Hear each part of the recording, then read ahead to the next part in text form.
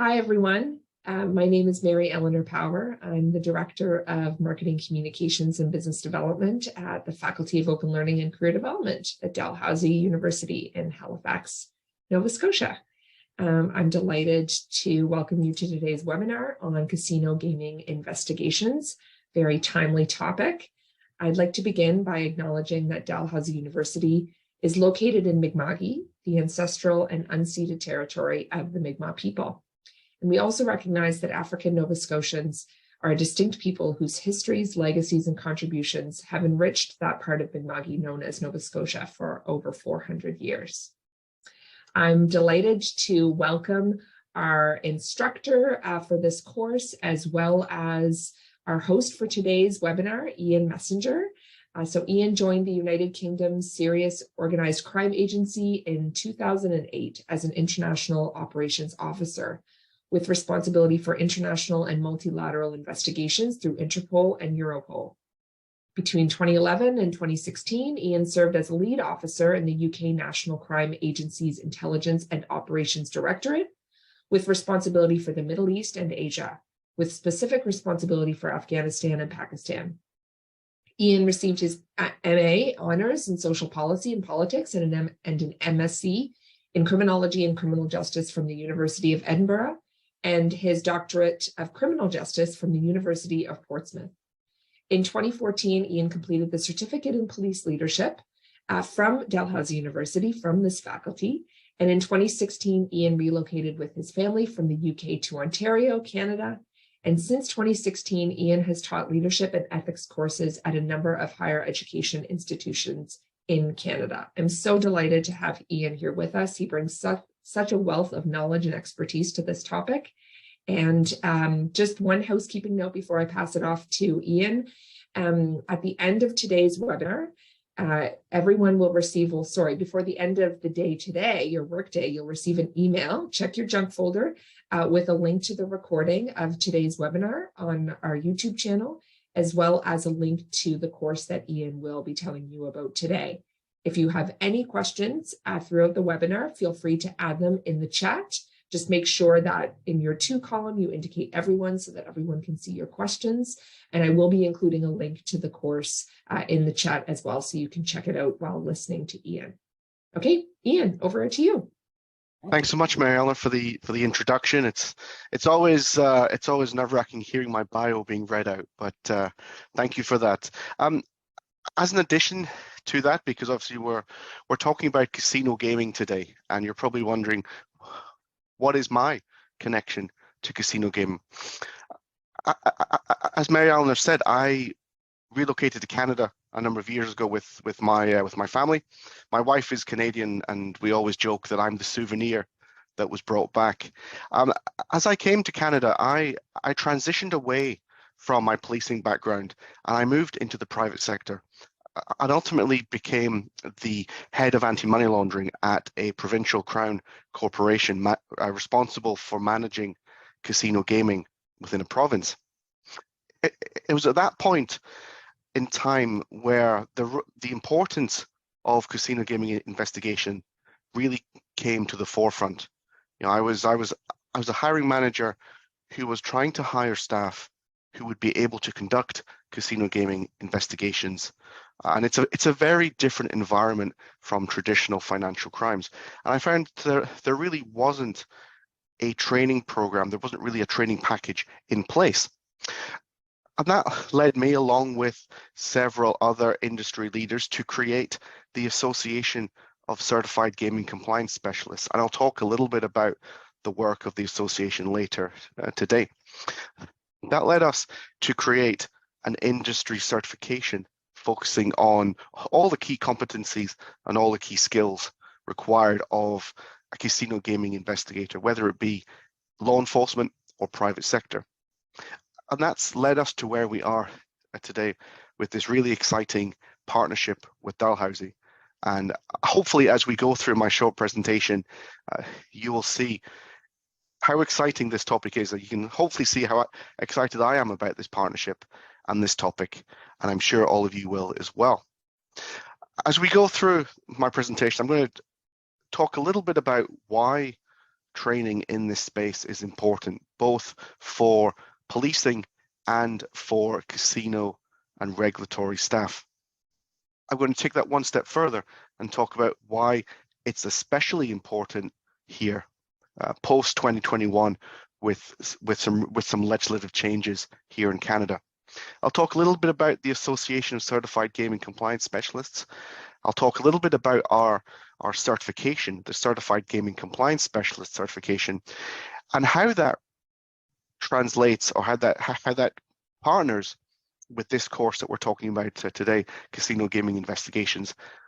And I'll talk a little bit about the course itself, the structure, the types of things we're going to cover on the course, the interactions that we're going to have throughout the 12 weeks, and ultimately what key skills and competencies you'll come away with at the end of the course. But probably before we actually start talking about this topic, it's worth reminding ourselves what topic we're actually covering. So I have a short clip here I'd like to share with everyone. Feeling lucky? You've come to the right place. Fun in the sun? No problem. 100 ways to win? Easy. And for those of you who aren't satisfied to just play all day, you can play all night. Hi, I'm Marty Bird. And I'm Wendy Bird. If you're gambling on your next vacation, make the smart bet. Come see us here at the Missouri Bell. We Like your odds! The Missouri Bell Casino is open 24 hours. A little bit of a fun clip to start the session. That's obviously from Ozark, the Netflix documentary on money laundering in casinos. But it really sets the scene, and it shows the types of activities that can occur within a casino. Casino games, slot machines, table games, very different environment from traditional money laundering. So why is training important? Over the past couple of years, as I'm sure many of you will be aware, there's been many high-profile media stories about money laundering and other financial crimes that are occurring within casinos. You'll see I've used the term land-based casino in this slide because as we go through, I'll be talking not just about brick and mortar casinos, which we're largely familiar with, but also the new online gaming environment that has been recently legalized here in Canada. And you'll see that these media articles, this talk about money laundering, really spans the entire country. We saw in the previous slide money laundering in Quebec, money laundering in Ontario, British Columbia, for example, has had a significant Royal Commission focusing called the Cullen Commission, investigating money laundering through the casinos and also through real estate. So there's historically been land-based casinos have been a high-risk environment for money laundering and other financial crimes. And as we go through the 12 weeks on the course, we'll talk a lot about the structures of casino gaming from the provincial regulators, the crown corporations that conduct and manage casinos, as well as the private sector operators, because it can really be quite a logistical minefield for law enforcement trying to identify who to go to. Now, in 2021, the casino gaming landscape really changed here in Canada, following a 20-year effort to legalize single event sports betting. So if we look at the Canadian Criminal Code, single event wagering, as we call it, was illegal. It existed in the black market, it existed in the grey market, but it wasn't legal here in Canada. After 20 years of campaigning, this was legalized. And this allowed each province in Canada to take their own approach as to how they would would allow this to take place. In the province of Ontario, really the most liberal of provinces, and the province which many others are watching, Ontario also introduced private sector operators. So today there are around 35 private companies who are offering online betting. There's around 70 different legal websites alone in Ontario. Each province is taking a different approach, but 70 different online betting websites which are regulated by the province of Ontario. We're just coming up to the 1-year anniversary of actual implementation, so it's really been a roller coaster year for the industry. It's been a very much a learning exercise for all of us, for law enforcement, for regulators, for operators, and for Crown corporations. So why am I talking about this? What does this mean for law enforcement? What does this mean for casino investigations? Well, it makes the job incredibly difficult. It makes investigating financial crimes, investigating the proceeds of crimes, going through the casino industry much harder, because there's so many more legal actors now. It also, as you've probably seen through the range of commercials that are now on TV, the issue of online gaming is being promoted heavily.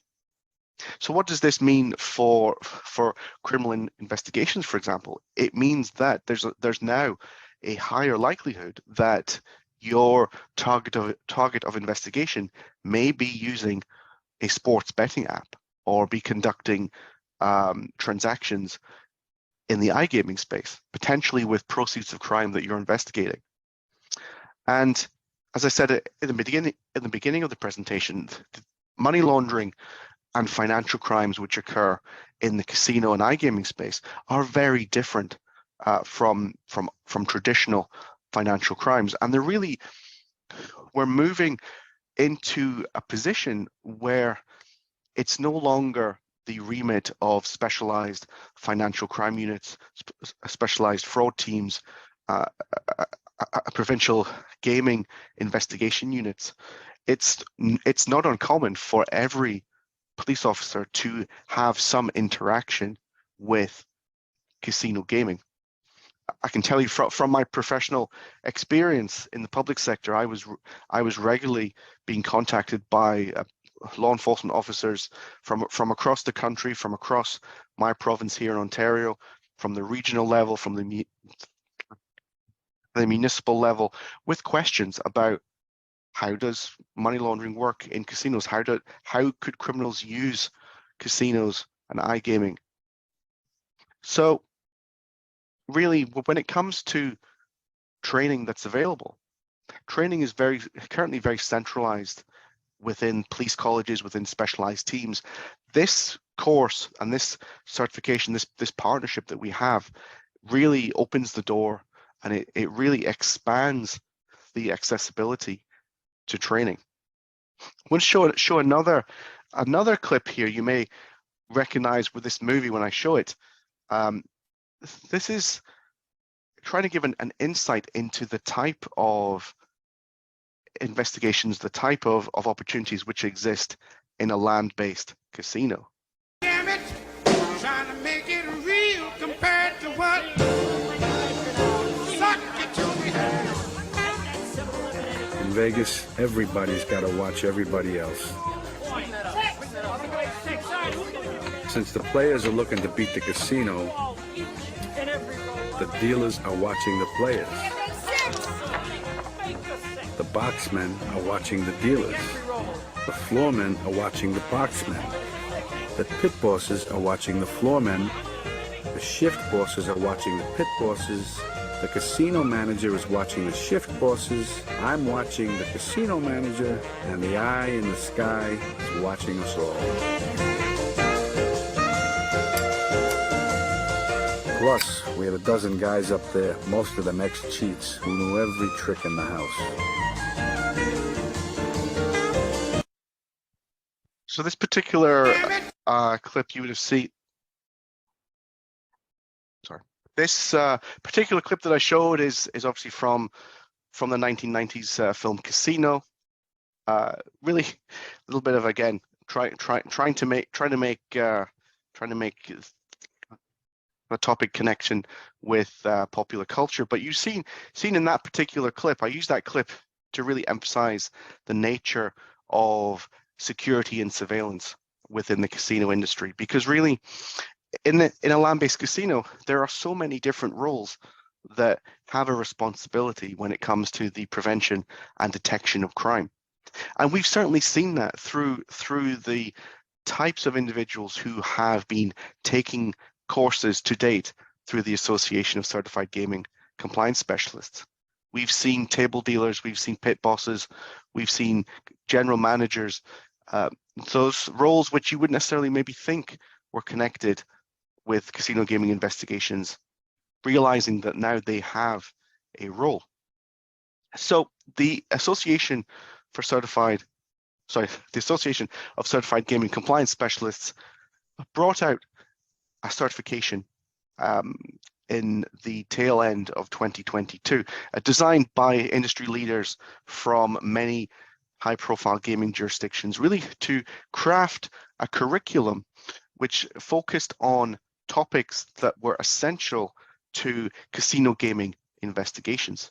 Traditionally, certifications into financial crime focused largely on topics like money laundering, focused on topics like fraud, and these really are just scratching the surface of the types of knowledge areas which are applicable in casino gaming. Whether you're in policing or whether you're in the private sector or whether you're thinking of transitioning into casino gaming, the broad spectrum of topics really much more here in casino gaming. So the Certified Gaming Compliance Specialist certification, it actually consists of 73 different modules. I've thrown up some of the most prominent ones here. You'll see that we're not just focusing on money laundering or fraud, but you have topics like risk management. You have topics like bribery and corruption. You have topics which are specific to casino gaming. You have sports betting, match fixing, and odds manipulation. This content has actually been designed by the University of New Haven, by a prominent thought leader in this field, and we actually go through how matches can be fixed, how the matches which are offered by these sports betting companies can be manipulated by match fixers and organized criminals. We also talk about human trafficking. Thinking about the land-based, these brick and mortar casinos, these casino resorts that exist. We partnered with the Canadian Centre to End Human Trafficking and have produced some really in-depth modules on human trafficking. We talk about regulatory compliance, so the roles and responsibilities of casino operators, of provincial regulators, of law enforcement, how everything connects. And we also focus on key skills. We focus on leadership and ethics, because we're not simply building knowledge here, we're building skills and conduct as well. Since launching the certification back in 2022, we're approaching 400 individuals who have now taken this certification, which is really very much more than we were anticipating. And we've seen a wide range of registrations. We've seen a wide range of graduates from the program. We've seen directors of compliance, we've seen surveillance operators, we've seen directors of investigations from provincial organizations, from provincial regulators. We've seen law enforcement, we've seen high numbers of registrations from provincial police, from municipal police, not just in Canada, but from the US as well. I have on the right of the screen some of the audience who have been interested and signed up and have completed the certification. We've had Canada, but we've also had from the US. We've had a large contingent just recently from the New Jersey Division of Gaming Enforcement. We've had several gaming commissions, several gaming regulators who are now trying to grapple with legalizing online gaming within their own states. We've had registrations from other gaming jurisdictions in Europe. We have Malta, Gibraltar, the UK. It's really an international certification, and it really reflects the international nature of casino gaming. So this really brings us to our exciting partnership with Dalhousie. So what we've been able to create, and I'll show you the 12-week outline in a moment, is we've created, based off the Certified Gaming Compliance Specialist syllabus, we've created a 12-week or a 36-hour online virtual course called Casino Gaming Investigations, where over the course of 12 weeks, you'll gain an understanding of how casinos operate, what the landscape is here in Canada, and also contrasting that with other jurisdictions as well. Since the publication of this course, I've had a lot of inquiries from potential students in the US and in Europe. So I'm really confident that we may have an international cohort, which will create some really great discussions and live sessions. We'll talk about key risks that are faced by casino and iGaming operators. We'll talk about this new and emerging topic of sports betting and how match fixing can occur. We'll take a deep dive into financial crime topologies and methodologies that are used by organized criminals and money launderers, how casinos can be exploited, and how, crucially, you as investigators can investigate these occurrences. As I said, we're talking about a 12-module course. I have up on the screen here the curriculum.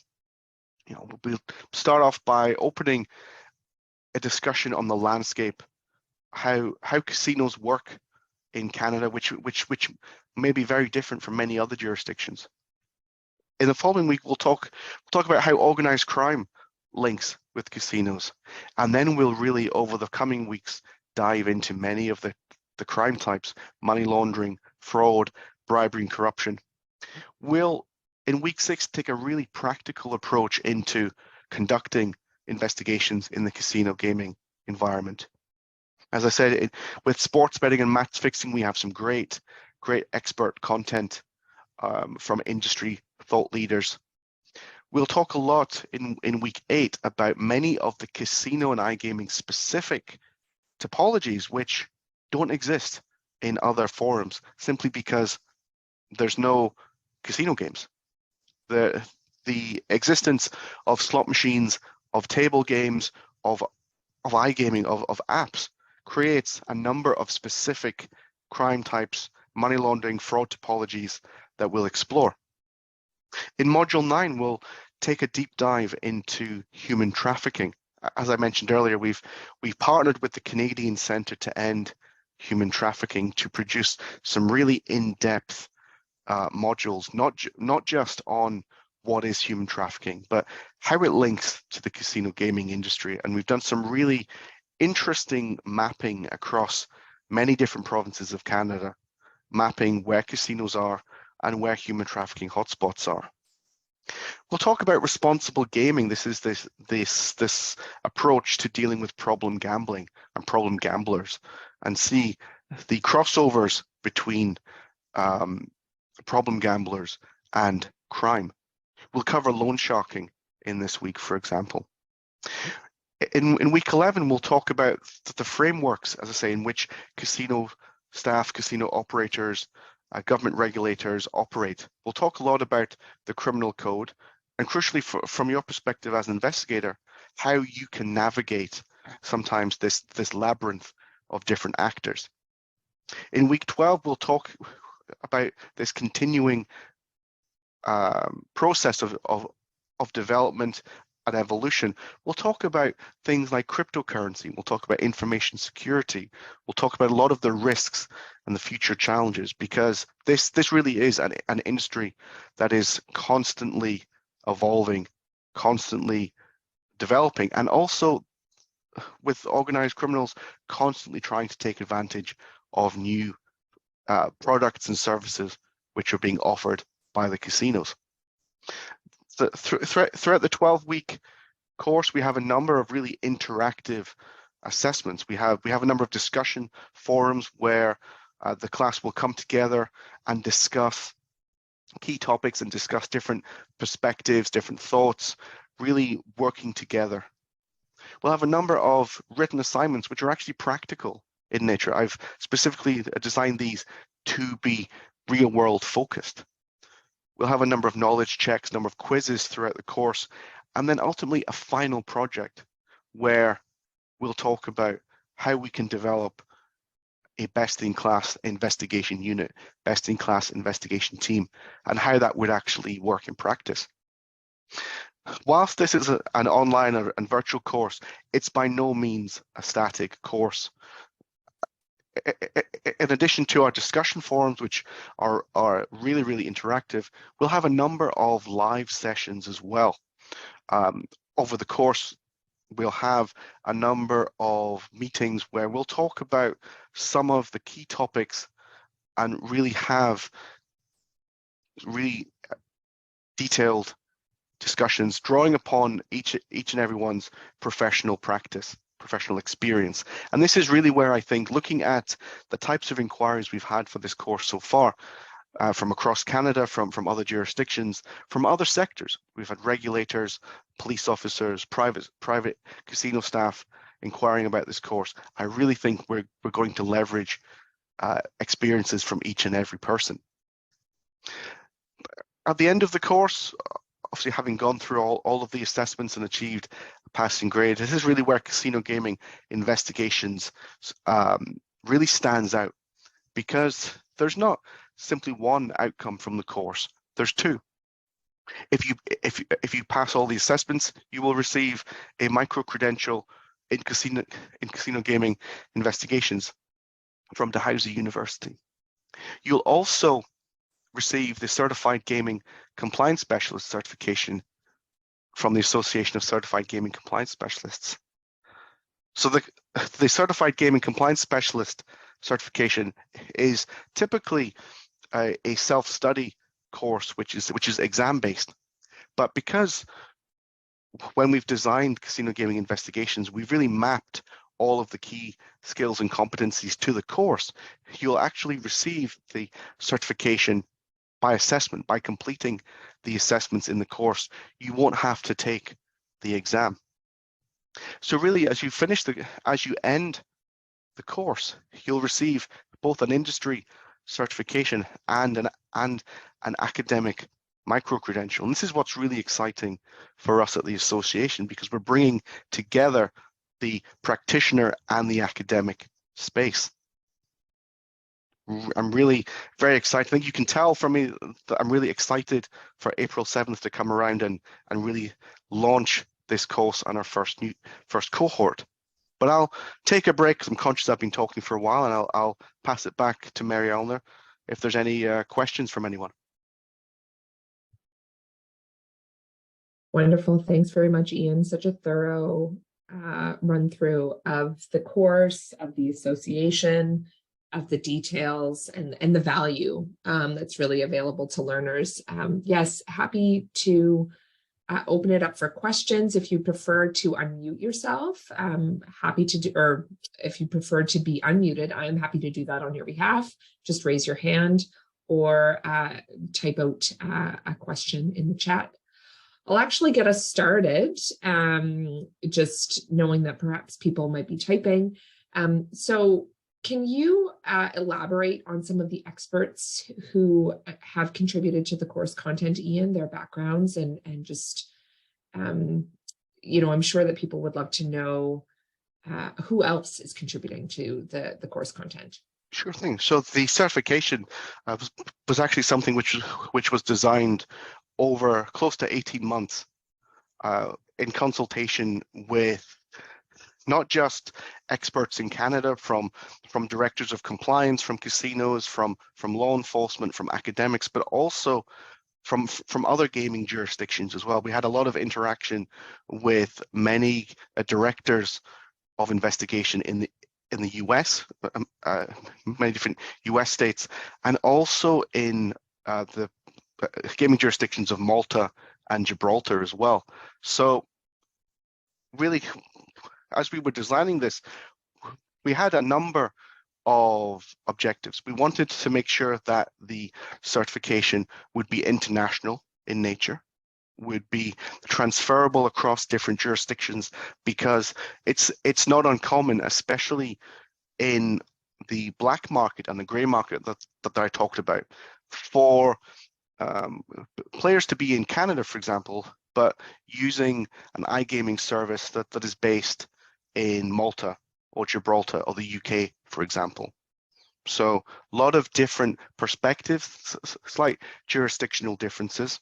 And we also wanted to capture a wide range of experience. So not simply focusing just on directors of compliance from casinos, but getting that law enforcement perspective, getting that regulator perspective, really asking not just for their knowledge, but what topics would you want to see in a certification? I think one of the predominant feedback we were receiving from the industry was that there are courses and certifications which exist for financial crime, but they're heavily focused on financial institutions, banks, credit unions. They didn't really cover the types of methodologies, the types of topics that the gaming industry experiences. For example, you don't have sports betting or match fixing in a financial institution. You don't have many of the topologies you see. And we asked these industry leaders, what type of topics would you want to see in your staff?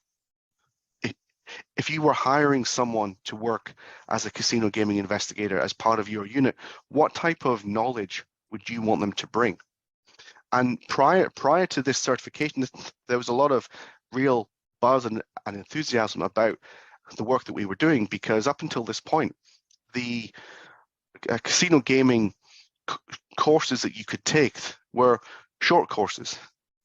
There was a number of organizations that had a four-hour short course on casino gaming that really scratched the surface of the topic. We designed the certification as a 30 to 40 hour credit study period, so really showcasing the in-depth nature of it.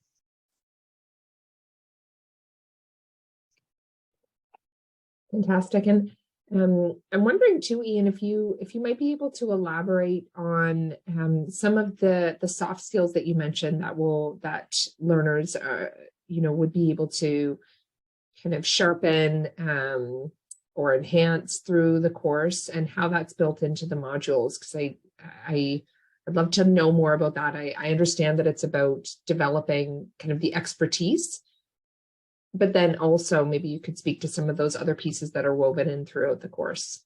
Sure, I think that's a great question, because from the very beginning of the construction of this certification, we wanted to make sure that it wasn't simply a knowledge dump. It wasn't simply a PDF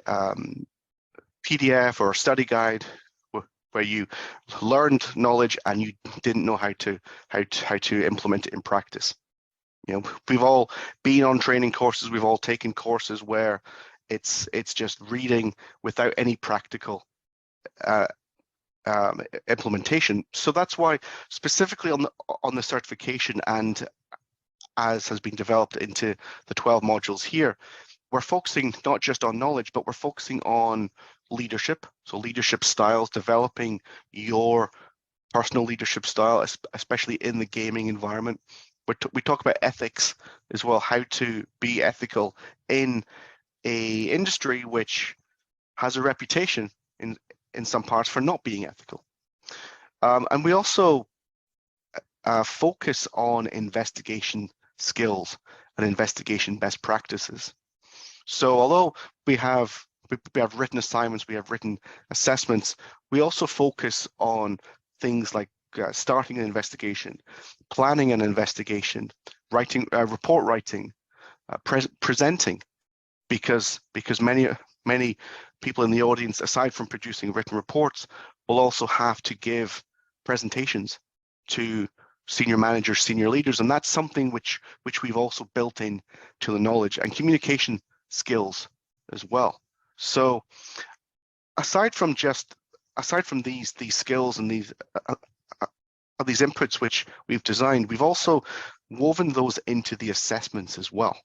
So through each of the assessments, when a student is writing their investigation report or constructing their investigation plan, there's also a presentation component as well. We're asking students to present in a recorded manner for 5 to 10 minutes their findings. And there'll be really detailed feedback, detailed discussion of these skills. So really, I think we've been very intentional throughout this course and certification in finding that nice balance between knowledge and how to translate that into the real world, as it were. Yeah, very interesting. And I'm wondering if you can, so, myself, not necessarily the target audience for this course, because of course my field is in marketing communications, but when I think of myself as a learner in general, I appreciate the flexibility that an online course or certification might be able to offer me. And you mentioned live sessions and the structure of the certification in general over those 12 weeks. I wonder if you could speak to just the kind of the flexibility that's built into the design of the course, what elements of it might be able to be completed at a learner's own pace, recognizing that there might be some people who are joining us today who might be wondering about that. To what extent can I learn on my own schedule, and how might this course fit into my life, my career? Perfect. That's a great question. I think if I can answer that in two parts. I think firstly, this course, as well as our original certification, has been really designed for many different audiences. It's been designed for police officers, law enforcement. It's been designed for those who work in casino gaming already, those that work in casinos or work in iGaming. And thirdly, it's also been designed for those who are looking to move into this space as well. So through our certification, we've had many registrations from individuals who are working in financial institutions already, in banks. We've had a number of students who are coming up to graduation, who are looking to get their foot in the door in casino gaming. So when we look at the broad target audience that we have for this course, we also recognize that we're dealing with a wide range of different lifestyles, schedules, and there is no 9 to 5.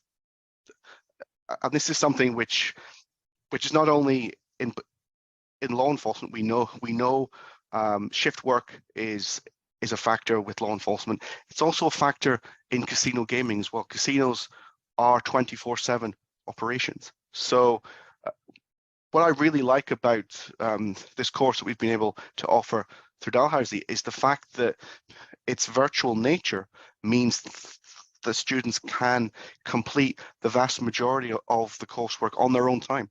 We have deadlines which are published from the beginning of the course, so students can plan their 12 weeks. Through our discussion forums, we have lengthy time periods to complete them. Our quizzes typically have a week to complete them. The live sessions, we try and schedule them as best we can based on the cohort of students that we have. We also record the sessions as well. So whether someone is working a 9 to 5 or whether someone is working shift work, it really has been tailored for everyone.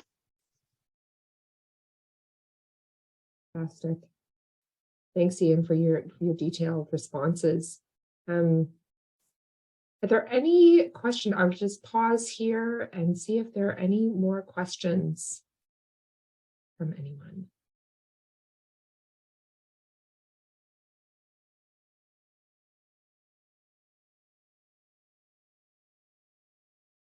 Okay.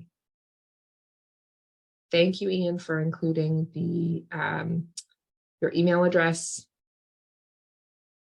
at the bottom there, info@acgcs.org. I've also included an email address in the chat. So if anyone has questions about the course, you can certainly reach out to Ian.